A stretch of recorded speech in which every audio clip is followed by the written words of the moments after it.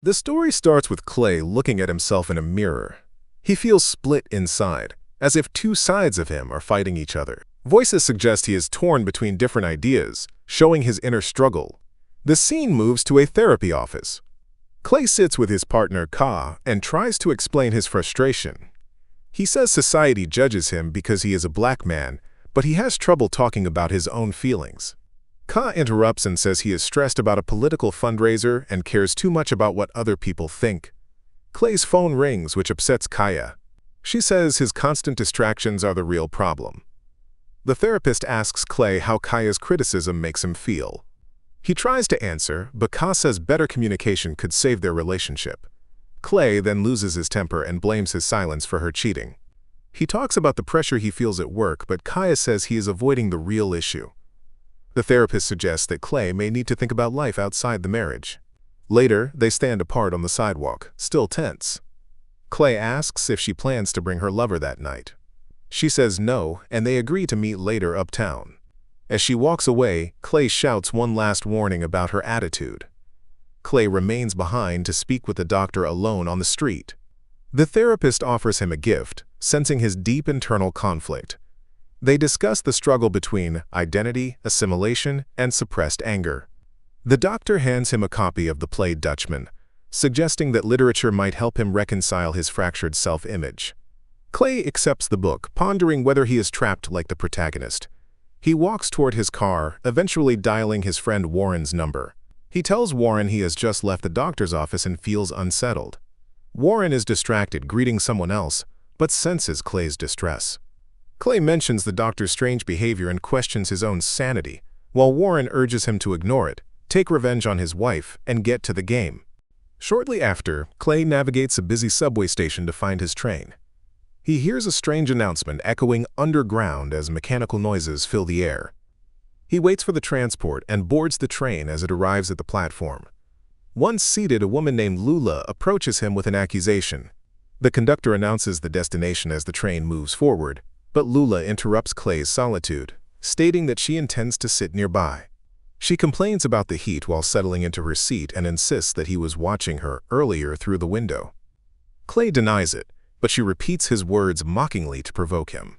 Eventually, she admits that she was actually the one staring at him and suggests he had been undressing her with his eyes during the ride. She claims she sought him out specifically to sit with him and mocks his disbelief, asking if she looks like a fool.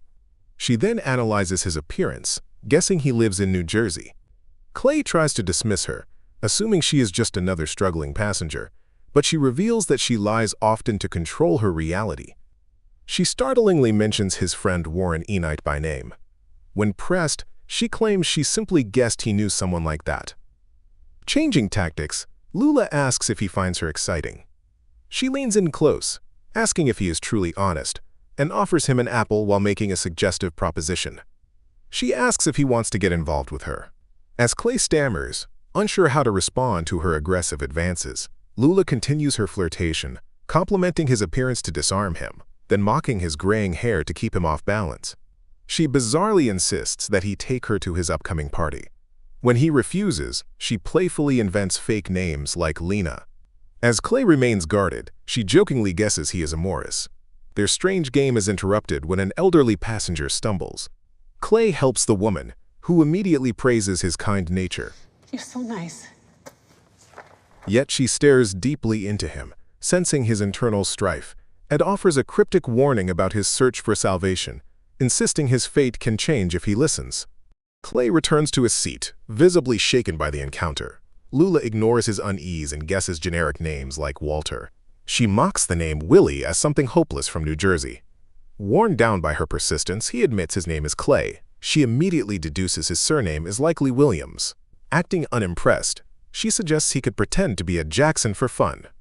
After teasing him further, the mysterious woman reveals her name is Lula and commands him to formally invite her to the party that night.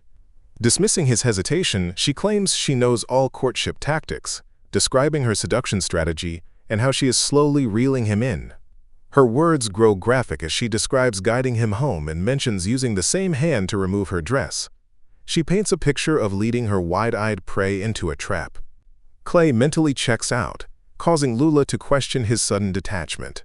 He mutters about his confusion while she mocks his silence, sarcastically calling him cool Clay.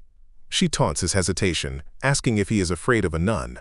Clay attempts to leave, explaining that he must deliver a speech soon, but Lula blocks his exit, staring intensely as she demands he ask her properly.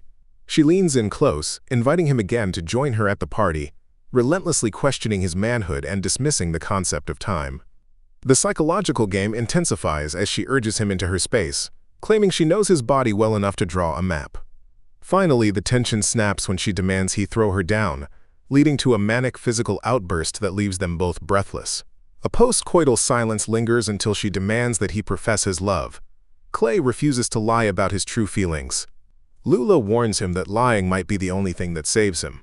When Clay tries to end the encounter and go home, Lula accuses him of exploiting her, like every other professional man. He attempts to walk away from her chaotic energy, but she stops him by claiming the world suddenly stands still. She points out fresh bruises on her arm from their struggle and produces a tissue, claiming it contains evidence of a crime. She threatens that a single drop is enough to convict him of rape, noting how hysterical the situation would become if the police arrived. Lula takes Clay's things and controls him, mocking his clothes and questioning his identity. When someone asks if he is okay, Clay lies and says everything is fine. Lula keeps teasing and humiliating him until he finally demands they leave. They arrive at a party where Lula behaves badly, insulting guests and making everyone uncomfortable. She offends a doctor and later disturbs Kaya, forcing Clay to apologize to her. Clay and Kaya argue privately, and Clay lashes out, accusing her and blaming others for his breakdown. Lula continues causing chaos while Warren warns Clay that powerful people are watching and things are getting dangerous. Clay admits he feels trapped and powerless.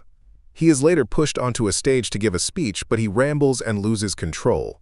When he tries to warn everyone, he is dragged away by police. In jail, Clay meets Dr. Amir, who tells him that Lula is not real but a symbol of his darkest thoughts. He warns Clay that his fate is approaching fast and that he must face the truth before it is too late. However, Amir insists the narrative is pliable. Because Clay possesses a capacity for love the original protagonist lacked, Amir urges him to embrace the furnace of his rage, using that fire to rewrite the ending and survive. He commands Clay to finish the play on his own terms. Clay is instantly transported back to the car with Lula, who acts strangely, babbling about trees and electric wires. She mocks him by painting a rosy picture of slavery, humming carelessly about life on the plantations. Clay yells at her to stop her offensive singing, but she mocks him further, claiming she is birthing the blues.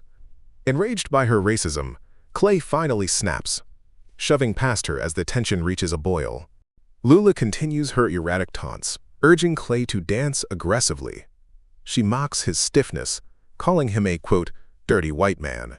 When Clay remains seated, she screams at him to rise, accusing him of dying exactly the way society expects. Clay tries to quiet her, but she screams racial slurs, chanting manically about the origin of the blues and repeating the phrase continuously to antagonize him. Clay suddenly snaps, shoving Lula off him with explosive force. Enraged, he commands her to sit down and shut her mouth. Taking control, Clay claims it is finally his turn to speak. He admits he could easily squeeze her throat until she turns blue. Turning to the passengers, he claims he could kill them too, pointing out a man reading a paper and imagining ripping his throat out. He asks what the point would be, calling them soft idiots, and demands they stop telling him who he ought to be. Clay declares he has the absolute right to be whoever he chooses, revealing that they only see his polite exterior, not his heart. He confesses that his suit is the only thing restraining his violent rage. He insults Lula, mocking her belief that she understands black people, asserting her understanding is limited to superficial sexual encounters. He rejects her primitive view of his culture and dance, explaining that true cultural expression often comes from deep hatred. Clay cites Nina Simone, claiming her music is an act of rejection, and finally identifies himself bitterly as a would-be poet. He warns that repressed rage will eventually turn into rationalized murder, arguing that forced assimilation only creates cold, calculated killers of the future. He predicts a time when the oppressed will use Western logic to justify violence, cutting throats without losing composure. Lula ignores Clay's warning and says she is done with him. She suddenly attacks him, Clay screams for help, but no one helps. Other passengers join in, following the rules of the train without question. As Clay falls, Lula stands over him and mocks him, saying everyone loves her. When the police arrive, the story changes to protect Lula. Even though someone says she attacked first, Clay is treated like the criminal. Everything becomes confusing until a voice tells him to stand up again and again. The scene then shifts to a quiet room. A mysterious figure speaks calmly to Clay and asks if he understands the story that controls his life. Clay is told he is lost, but there may be a way out. The figure explains that the past shapes the future, and the same pain keeps repeating. The words fade into darkness, showing that Clay's struggle is not over. Thanks for watching. Don't forget to subscribe and see you next time.